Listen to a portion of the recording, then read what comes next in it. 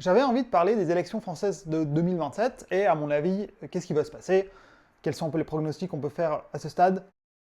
Ce qu'il faut comprendre, c'est que structurellement, à l'heure actuelle, dans la plupart des démocraties occidentales, et donc aussi en France, la vie politique est tripolarisée. Elle est tripolarisée entre un bloc d'extrême droite, un bloc que soit on décrit comme centre, parce qu'il est au centre entre les deux blocs, soit on le décrit comme droite bourgeoise, parce que vis-à-vis de son idéologie, ou alors comme juste droite simple, ou centre-droit, enfin, ça dépendra des pays, ça dépend des sensibilités politiques de chacun, et le bloc de gauche, qu'on ne peut pas qualifier d'extrême gauche parce qu'il n'est pas révolutionnaire, il n'est pas antidémocratique. Et structurellement, ces trois blocs, ils sont à peu près chacun à un tiers, un tiers, un tiers. Et après, conjoncturellement, il y a des facteurs qui font que certains de ces blocs sont plus forts que d'autres dans certains pays à certains moments. À l'heure actuelle, en France, le bloc du centre s'est effondré parce que Macron était au pouvoir pendant 10 ans, il est haï, et donc conjoncturellement, ce bloc il se retrouve à peu près 20-25%. A l'inverse, le bloc de l'extrême droite, lui, conjoncturellement, il est haut. Il est haut de par la détestation de Macron, et il est haut de par l'influence des médias, notamment beaucoup de médias rachetés par milliardaires d'extrême droite Bolloré. Ces médias qui, sur le ton long, ont réussi à travailler l'opinion publique française, ce qui fait que, conjoncturellement, ce bloc est aujourd'hui à 40-45%. Et ensuite, on a le bloc de gauche qui, d'un côté, est diabolisé dans les médias, donc il est conjoncturellement un peu bas, d'un autre côté profite de l'effondrement du centre, et donc ces deux effets se compensent un peu, et donc il est aussi à peu près à 30-33%. Et ensuite, ce qui compte maintenant, c'est qu'une fois qu'on a ces trois blocs, c'est de savoir qui, au sein de chaque bloc, va représenter ce bloc. À l'extrême droite, c'est assez facile, ça sera très sûrement Bardella, parce que Marine Le Pen, le lapsus, parce que Marine Le Pen, c'est très probable qu'elle va être inéligible, c'est même quasiment sûr qu'elle va être inéligible, je serais extrêmement surpris si elle ne l'est pas, au vu des preuves accablantes. Je recommanderais de regarder les diverses vidéos de Victor Rich qu'il a fait là-dessus, c'est assez éclairant à quel point, vraiment, normalement c'est sûr qu'elle ne sera pas candidate. Et ce qui est intéressant, c'est qu'on a vu dans les sondages, c'est que les électeurs du RN sont fidèles au RN, au Rassemblement National, à la marque du Rassemblement National. J'avais une fois vu un truc comme quoi, c'est la première fois qu'on voit qu'un changement de candidat au sein d'un parti n'affecte absolument pas les scores. Le Pen, Bardella, bon, c'est le même score, a priori 30-35%. L'autre personne qui est au sein du bloc d'extrême droite, même s'il ne se l'admet pas, mais là, à nouveau, par exemple, allez regarder Victor Rich, mais aussi plein d'autres, Yul, et d'autres créateurs très intéressants, mais j'ai l'impression que quiconque regarde les prises de position concrètes sait de qui je vais parler, c'est-à-dire de Bruno Retailleau. Bruno Retailleau, candidate au sein de l'extrême droite, veut la suprématie du bloc de l'extrême droite. Il a raison de tenter parce que Bardella est honnêtement pas très bon.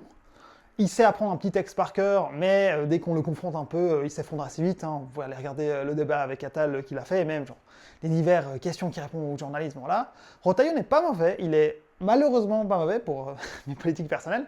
Il n'est malheureusement pas mauvais, mais justement, la loyauté au RN est tellement forte que il faudrait vraiment que Bardella fasse une campagne à chier, s'effondre, Retailleau fasse une campagne brillante, arrive à convaincre, ah non, le vote utile pour les électeurs d'extrême droite, c'est les Républicains, c'est plus le Rassemblement National, et les deux, ils finiraient à peu près à 20-25%. Mais honnêtement, pour moi, je pense pas que c'est le scénario le plus probable. Le scénario le plus probable, l'extrême droite, c'est Bardella, il reste. Voilà. Au centre, à l'heure actuelle, vous avez peut-être vu, il y a deux personnes qui se disputent le leadership. Gabriel Attal, d'un côté, entre très très gros guillemets, l'aile gauche, et Édouard Philippe à droite. Là, c'est assez intéressant parce que c'est un sujet sur lequel j'ai changé d'opinion quasiment à 180 degrés. Au début, je pensais, ah, Attal, il a maintenu l'infrastructure du parti, il a hérité du parti Renaissance, il a toute l'infrastructure, et Édouard Philippe s'est distancé trop tôt de Macron, il est un peu perdu tout seul, il a fait une erreur, c'est Attal qui sera le candidat du centre. Maintenant, j'ai inversé ce que je pensais de ça. D'un côté, en vrai, Philippe, il est parti au bon moment, vraiment tout au début et tout. Là, Attal et tous les autres macronistes qui sont allés avec lui, ils sont trop tachés par l'héritage du macronisme. Philippe peut se revendiquer de manière un peu malhonnête, mais raisonnable quand même, comme étant ah oui, moi c'est le bon Macron, le Macron de 2017, là où vous aimez bien avant que tout part en couille. Et aussi, surtout, Attal, il est nul, il est nul, voilà, il est nul à chier. Philippe, il est pas exceptionnel non plus, malheureusement, il n'y a pas vraiment de politicien exceptionnel en termes de charisme et en termes de rhétorique, à l'heure actuelle en 27, à part potentiellement Mélenchon, mais ça on en reviendra plus tard. Donc, à l'heure actuelle, je pense que ça sera Philippe, le candidat qui gagnera au centre, et surtout Attal va probablement se ranger derrière lui. Et à gauche, comme classiquement, on a à peu près 15 000 milliards de candidatures. On a Mélenchon, qui lui, il est parti, il a commencé sa campagne, il fait une bonne campagne, il fait de nouveau son « Je suis le papy Mélenchon », calme, posé, non mais je comprends, machin et tout. Enfin, il y a des gens, ils sont là, oui, Mélenchon, il est trop détesté. Il est à 10%, il a sa base fidèle, il va pas remonter. Mais bon, les gens, ils disaient ça pareil en 17, ils disaient ça pareil en 22, je suis sûr qu'ils disaient ça déjà pareil en 2012. En sciences politiques, c'est des sciences sociales, il faudrait que je fasse une fois une vidéo sur l'épistémologie des sciences sociales, moi aussi j'ai fait de la physique à la base.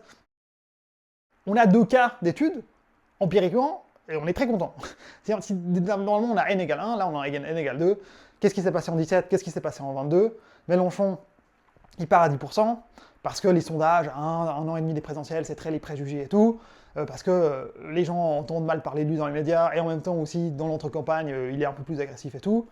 Il commence sa campagne, les gens le réentendent parler, ils se disent « Ah non, mais en fait, c'est pas si mal que ça, ok, d'accord, c'est le seul en plus qui a un programme un peu sérieux, je vote Mélenchon ». Il enclenche une dynamique, il passe de 10 à 12, 13, 14, 15%, et après là, il y a une dynamique de vote utile qui s'enclenche, et on finit à 20, 21, 22%. C'est ce qui s'est passé en 17, c'est ce qui s'est passé en 22, je pense, très probablement, c'est ce qui va se passer en 27 aussi. Mais bon, on n'est jamais sûr de rien en sciences politiques, mais politique de manière générale, mais voilà, je pense que ce qui va se passer. Aussi, parce que comme j'ai dit avant, il est bon. Mélenchon, en rhétorique, en discours, même en débat, même si c'est moins son point fort, il est juste, il est excellent. Et les autres, ils sont nuls. Là encore une fois, les autres, ils sont nuls. Tondelier, pas ouf. Roussel, est pas ouf. Faure, nul. Glucksmann, c'est à peu près le plus mauvais de tous. Donc là, à l'heure actuelle, Glucksmann, il est à 13-14% dans les sondages, mais perso, j'y crois pas du tout. Les gens, ils vont entendre parler de Glucksmann, ils vont tout de suite se rendre compte à quel point ce type, c'est un guignol. Il est nul. Il ne travaille pas, il ne sait pas ce qu'il fait. Il est probablement plus à droite que ce qu'il dit qu'il est. Donc, voilà. Et après, il y a Hollande. Hollande, en fait, sa seule chance, c'est pas d'être candidat de la gauche, c'est d'être candidat du centre, très clairement. Hollande, sa seule chance, c'est Attal rejoint Philippe. Philippe fait pas une très bonne campagne. Glucksmann s'effondre. Tondelier, Roussel se rangent derrière Mélenchon. Et il y a un espace qui s'ouvre au centre. Et Hollande s'engouffre là-dedans et a fait une campagne exceptionnelle. Voilà. Mais c'est très très peu probable. Hollande, il est complètement délu. Et donc, suite à ça, au premier tour, moi je dirais donc d'un côté, le bloc de gauche, Mélenchon, à peu près 20%. Bloc du centre, Philippe, à peu près 20%. Et à extrême droite, très probablement Bardella, à peu près à 35%, Retailleau à 10%. Si vraiment on est dans le scénario que j'ai décrit avant, Bardella à 20, Retailleau à 20, et donc ça nous fait les configurations du second tour, plus probablement Bardella-Philippe ou Bardella-Mélenchon, ou alors Retailleau fait une campagne exceptionnelle, Retailleau-Philippe, Retailleau-Mélenchon, ou alors le scénario du pire, un deuxième tour, Retailleau-Bardella. Et donc maintenant, le problème, c'est le deuxième tour. Et le problème du deuxième tour, le problème fondamental, c'est que Retailleau, Bardella, on peut dire 45% des voix au premier tour, le floor de l'extrême droite au deuxième tour, à l'heure actuelle, il est à 45%. Et donc la question, c'est est-ce que les électeurs du centre sont prêts à faire barrage si c'est Mélenchon au deuxième tour? Est-ce que les électeurs de gauche sont prêts à faire barrage si c'est Philippe au deuxième tour? Et c'est possible. Je suis pas hyper optimiste, mais c'est possible. C'est pas une probabilité nulle non plus, c'est pas plié d'avance. Est-ce que le réflexe du deuxième tour des électeurs du centre, se reportant sur Mélenchon, même si les élites partisanes du centre essayent de diaboliser Mélenchon pour des raisons électoralistes depuis un bon moment, il me semble, après je suis pas 100% sûr non plus, mais qu'il y a des indications que les électeurs du centre sont moins radicalisés vis-à-vis de Mélenchon. Est-ce que y a un réflexe de vote barrage qui va s'instaurer? Ça, on ne sait pas, mais on verra. Mais voilà tout ce que je sais, de mon avis, pas d'expert, mais de quelqu'un qui suit beaucoup la politique, qui a fait un bachelor en Sciences Po quand même.